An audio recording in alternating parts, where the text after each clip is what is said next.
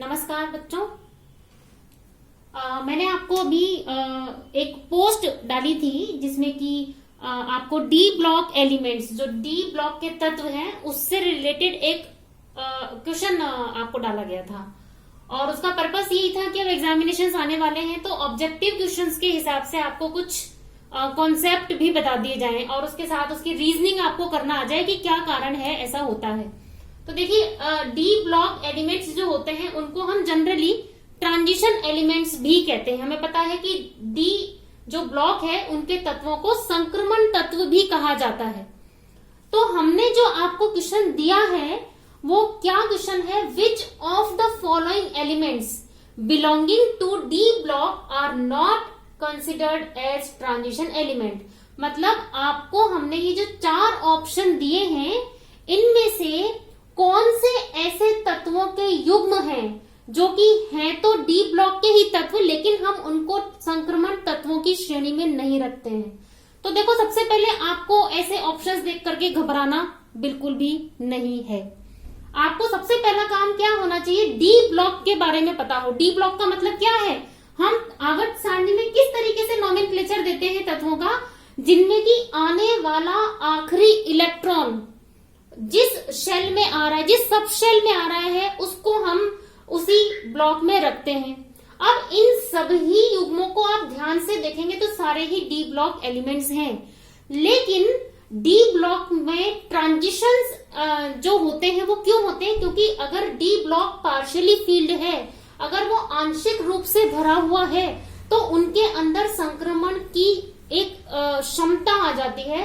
There is a tendency to show the variable valency, उनमें ऑक्सीकरण अवस्था को परिवर्तित करके दिखाने का एक गुण होता है। अब आप इसमें ध्यान से देखिए, सबसे पहली बात तो डी ब्लॉक हमारे कौन से पीरियड में आते हैं, फोर्थ पीरियड में। चौथे नंबर का जो आवर्त है, मतलब इसको हम कहते हैं पीरियड, उसमें हमारे स्टार्ट हो जाते हैं डी ब्लॉक एलिमेंट्स। तो आपको सबसे पहले यही देखना है। आप देखिए, इसमें सब ऑप्शंस में पहले पहले एलिमेंट सारे स्कैंडियम, कॉपर, जिंक एंड निकल, ये सारे ही फोर्थ पीरियड के एलिमेंट्स हैं। अब हमने एक बात ध्यान रखनी है, इन सभी के अंदर जो हमने एलिमेंट्स लिए हैं वो सारे के सारे एलिमेंट्स का आपको एटॉमिक नंबर पता हो। तो आप देखिए, स्कैंडियम का 21 है ना, और अगर हम इसका इलेक्ट्रॉनिक विन्यास देखें, अगर स्कैंडियम का एटॉमिक नंबर 21, ये आपको बच्चों याद होगा, है ना, आपने इसको 11th क्लास से ही पढ़ा हुआ है। तो अगर स्कैंडियम का एटॉमिक नंबर 21 है तो इसका इलेक्ट्रॉनिक कॉन्फ़िगरेशन आर्गन को फॉलो करता है, और 3d 4s ये हमारे पास इसके वैलेंसी में आते हैं। अब आप देखो कौन सा वाला सबशेल है जो पहले भरता है, n+l रूल आपको मालूम है, दोनों के लिए लगा करके देख लो, है ना, क्योंकि हमको ये मालूम है कि फोर्थ वाले का प्रिंसिपल क्वांटम नंबर फोर्थ है और 3d वाले का 3 है, लेकिन l की वैल्यू आप निकालेंगे तो यहाँ पे 3 प्लस l की वैल्यू d के लिए क्या होती है बच्चों, 2, है ना। 4s के लिए n की वैल्यू 4 है, लेकिन l की वैल्यू s के लिए क्या होती है, 0, तो यहाँ 5 या 4। तो आप देखो n+l रूल से किसकी एनर्जी कम होगी, जिसके लिए n+l का मान कम होगा। तो इलेक्ट्रॉन पहले किसमें भरे जाएंगे, 4s वाले में भरे जाएंगे। तो अगर हम 4s में इलेक्ट्रॉन भरते हैं तो आर्गन तक आपने 18 इलेक्ट्रॉन तो भर दिए, कितने बचे, 3 इलेक्ट्रॉन। 3 इलेक्ट्रॉन में कैसे भरा जाएगा इनको, 4s2, और लास्ट इलेक्ट्रॉन क्योंकि 3d में आ रहा है तो 3d1। अब क्योंकि ये एक ही इलेक्ट्रॉन भरा है, d में हमारे पास 5 सबशेल्स हैं, तो इसके अंदर हमारे 10 इलेक्ट्रॉन्स आ सकते थे, तो ये पार्शियली फिल्ड है, तो there is possibility of transition. तो ये तो हमारा ऑप्शन ही कैंसिल आउट हो गया।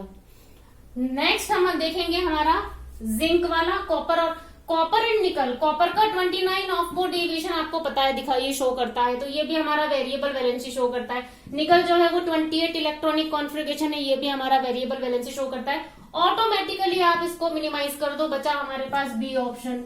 अब बी ऑप्शन को आप ध्यान से देखो, अगर हम बी ऑप्शन के अंदर जाते हैं तो हमारे पास कौन कौन से एलिमेंट्स हैं, जिंक है, कैडमियम है और मरकरी है। ऑब्वियसली आप देखो, जिंक हमारा फोर्थ पीरियड का है, यहाँ पे मैं आपके पास पीरियड लिखती हूँ, फोर्थ पीरियड में आता है जिंक, तो ये कैडमियम आता है 5th पीरियड में, मरकरी आता है 6th पीरियड में। और आप इलेक्ट्रॉनिक कॉन्फ़िगरेशन देखिए कैसे लिखते हैं। एटॉमिक नंबर इसका है 30, कैडमियम का कितना होता है 48, मरकरी का कितना होता है 80। कैसे निकाल सकते हैं? पूरी पीरियड में 7 पीरियड्स होते हैं, है ना। फर्स्ट में 2, 8, 8, 18, 18, 32, इस तरीके से हमारे नंबर चलते हैं। सब में ऐड करते जाएंगे, आपको पता चल जाएगा कहाँ पे कितना एटॉमिक नंबर है। अब आप देखिए, अगर हम इन का इलेक्ट्रॉनिक कॉन्फ़िगरेशन देखेंगे तो जिंक किसको फॉलो करेगा? आर्गन को।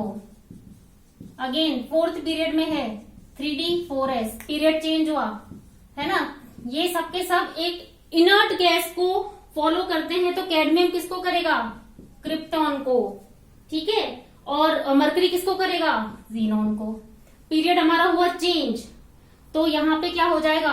4D5S। अब मरकरी में 80 आ गया, तो यहां पर क्या होंगे? F ब्लॉक एलिमेंट्स भी, इनर ट्रांजिशन एलिमेंट्स भी आ जाते हैं, और वो होते हैं S वाले से 2 कम, 4F, 5D, 6S। वैलेंसी वालों को देखो, एक एक इंक्रीज हो रहा है, इसके अंदर 4F भी आ गया। इलेक्ट्रॉन देखो इसमें कितने बच रहे हैं? 18, 10 बच रहे हैं, तो क्या हो जाएगा? 12 बच रहे हैं, तो क्या हो जाएगा? सबसे पहले N+S से 2, 3D10। कैडमियम में क्या हो जाएगा? 2, 4D10।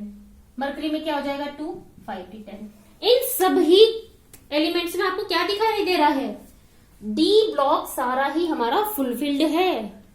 और अगर पूरा फुलफिल्ड है तो चाहे लास्ट इलेक्ट्रॉन डी में हमारा भरा जा रहा है, लेकिन डी ब्लॉक के होके भी इसमें वेरिएबल वैलेंसी नहीं शो होगी। इनकी सामान्य अवस्था में और इनकी सामान्य ऑक्सीकरण अवस्था जो जिंक +2, कैडमियम +2, मरकरी +2 में भी ये केवल ये 2 इलेक्ट्रॉन निकालेंगे। डी ब्लॉक वाले पूरे ही हमारे फुलफिल्ड होंगे। तो हमारा ऑप्शन क्या हो गया? जिंक, कैडमियम और मरकरी। क्या हो गया? जिंक, कैडमियम और मरकरी। तो ये हमारा करेक्ट आंसर होगा। आपको इसमें ये कॉन्सेप्ट भी समझ में आ जाना चाहिए। तो बच्चों, इसी तरीके से मैं नेक्स्ट आपको फिर से और ट्रांजिशन एलिमेंट के बारे में क्वेश्चंस पूछते हुए कॉन्सेप्ट बताऊंगी। तो अगर आपको मेरा ये लेक्चर पसंद आया हो तो आप इसको लाइक जरूर कीजिएगा और सब्सक्राइब कर लीजिए, ताकि आपको आने वाले जितने भी कम्युनिटी पोस्ट या वीडियोस उसके बारे में जानकारी मिले। और बेल आइकन दबाना ना भूलिएगा। थैंक यू सो मच बच्चों।